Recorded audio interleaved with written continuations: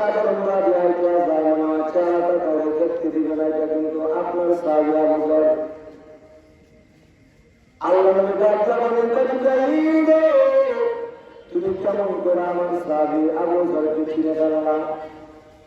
যুবক ডাক্তার বলেন পয়গম্বর, আপনার সাহাবী আবু যরকে শুধু মাত্র চিনি তা নয়, কারণ আল্লাহ তাআলা করে আবু যরের সংবাদ সমস্ত আসমানবাসীদের কাছে বলে গেছে।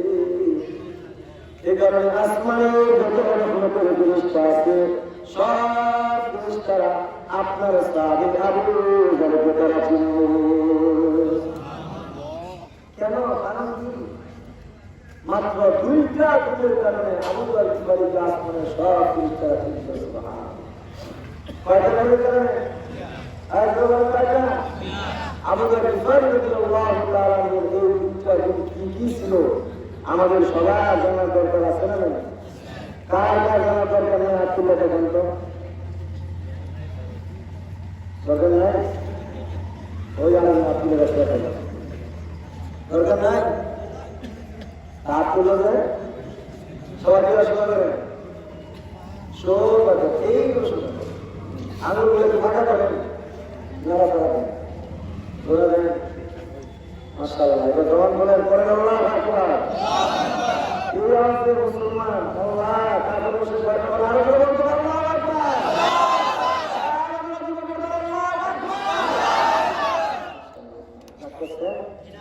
হ্যাঁ, এই যে আপনাদেরকে বললাম উঠাইলেন, আঙুল ফাঁকা করতে বললাম করলেন, নাড়া করা দিতে বললাম দিলেন, আল্লাহু আকবার বলতে বললাম বললেন, নামাইতে বললাম নামাইলেন। এতক্ষণ যে আপনারা পিছনের দিকে তাকাইছিলেন আমাদের দিকে তাকাইছিলেন? এই কারণে কয়েকটা কথা সবাই খুব তাড়াতাড়ি বলছে, মনোযোগ দিয়ে শুনছেন। তাই আমি আমাদের যতক্ষণ কথা বলবো সবাই আমার দিকেই তাকায় থাকবে ইনশাআল্লাহ। ইনশাআল্লাহ ইনশাআল্লাহ। আবুদের বিপরীত আসমানের পৃষ্ঠা ছিল কয়টা করে যাবেন? হ্যাঁ, এর মধ্যে এক নম্বর বলছিল আবুদের বিপরীত লিসিগানিহি আলা নাফসি, নিজেকে নিজে অনেক ছোট মনে করত।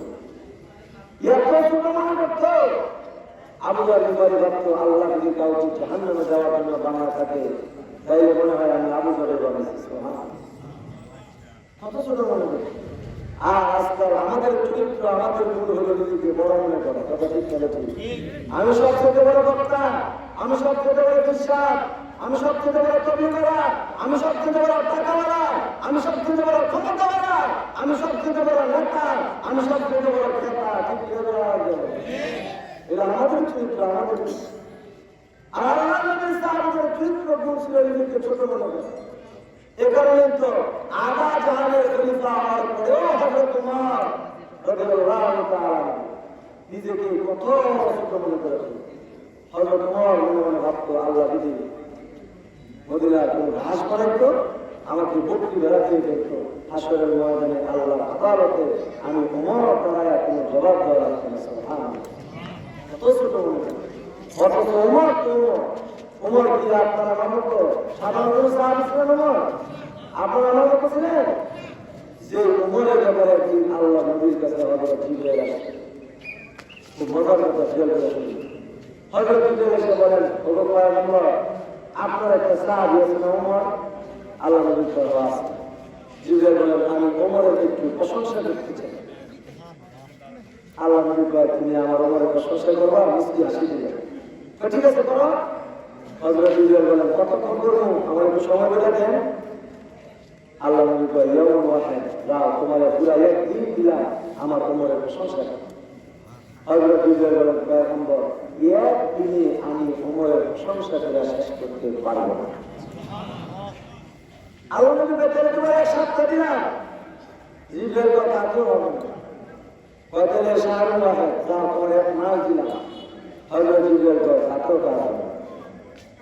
এবার বিশ্বনবী বলেন, তাহলে সানাতুন ওয়াহিদা, যা তোমার পুরো এক বছর দিলাম আমার ওমরের প্রশংসা করো। হযরত জিবরাইল বলেন, পয়গম্বর, এক বছরেও আমি জিবরাইল আপনার সাহাবী ওমরের প্রশংসা করে শেষ করতে পারবো না। ও বুড়া বাবা, নওজোয়ান যুবক ভাইরা, কথায় খেয়াল করে মহা